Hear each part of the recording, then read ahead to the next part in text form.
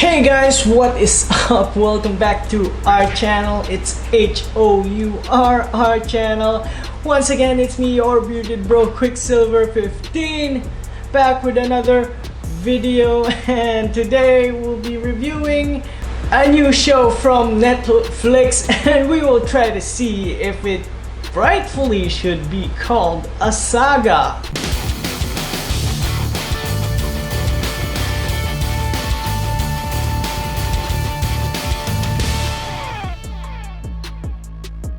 For today guys, we'll be trying to review Winx Saga.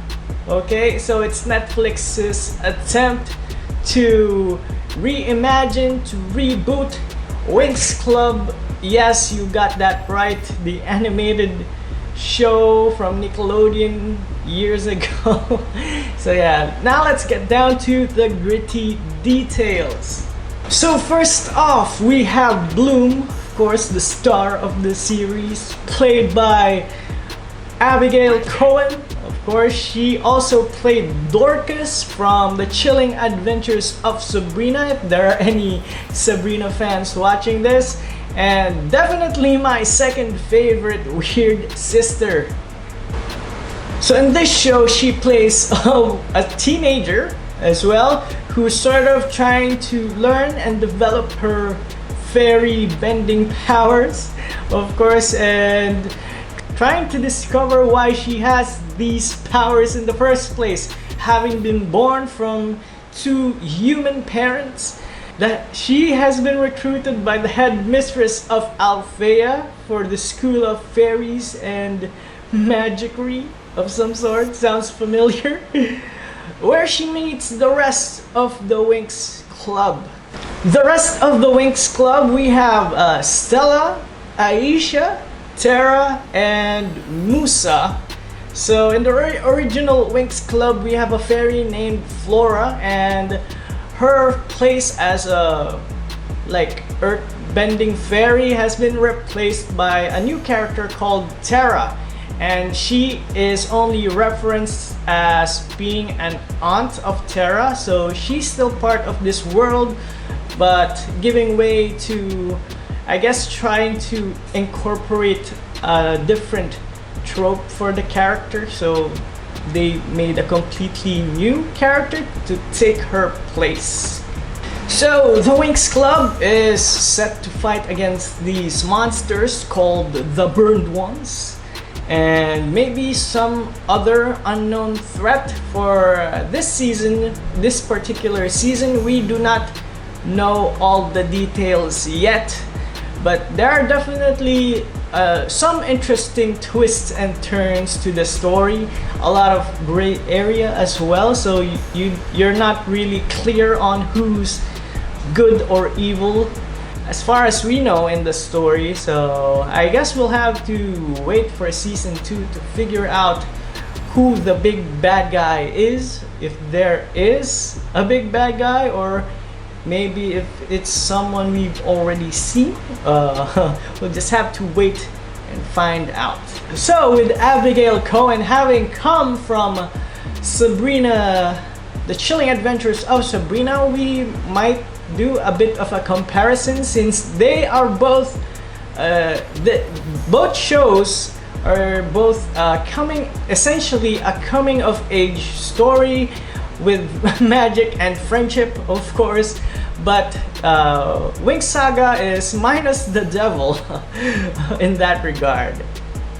So production wise, I think, well, I'm not entirely sure, but comparing it to Sabrina, the Winx Saga seems to have a slightly lower budget, or maybe the production crew isn't as experienced, or maybe they intentionally made it look like a TV series. So think maybe Teen Wolf and The Order, because the visual seems pretty bland.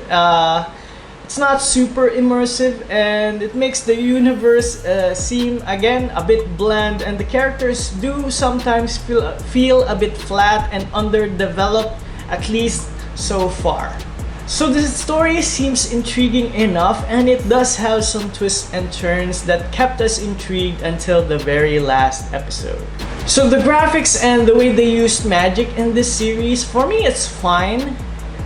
It's cool even at times, and it's relatively grounded and not overused. Except probably in one of the later episodes where the main character Bloom has some sort of like Sailor Moon style transformation. I guess it's a nod to the original Winx Club cartoon, but for the way they built up the world, this particular scene I'm talking about seemed out of place and even jarring, at least for me. And it seemed like it's not part of the show. And ultimately, it didn't fit well with the world they initially built. So just a disclaimer, I myself am not a big fan of teen dramas, but Mela slash Momonsky, who loves this sort of things, found herself at times being thrown off by some of the scenes, and well, we feel that some of the relationships in the series were either rushed or forced, and ultimately the audience was not given enough time and motivation to be invested in most, if not all, the characters in this series. Overall, we think season 1 of the Winx Saga could definitely have done a lot better because teen dramas really revolve around strong character relationships that this show failed to give. And generally, we are just not invested in any one of them. And like the main character says, a lot of the times, we just met them and we do not trust them yet. Or in our case, we are not attached to them yet. So we're giving Winx Saga Season 1 a poor 4 out of 10. The general story was good, I will have to say. Again, they just fell short in giving us endearing characters to fall in love with. And hopefully they do better in Season 2, if they do get one. But again, I know that I am not exactly the target audience for this show. This is a guy's review of a show for teenagers, I think. So, we'd love to hear from you guys. What do you think? Do you like the Winx Saga? Please comment it down below. And sadly, again, that's the end of our video. Hopefully you give it a thumbs up if you do like it. And don't forget to hit that subscribe and notification bell so you'll be notified of our next video. Once again, it's me, your bearded bro, QuickSilver 15, signing off.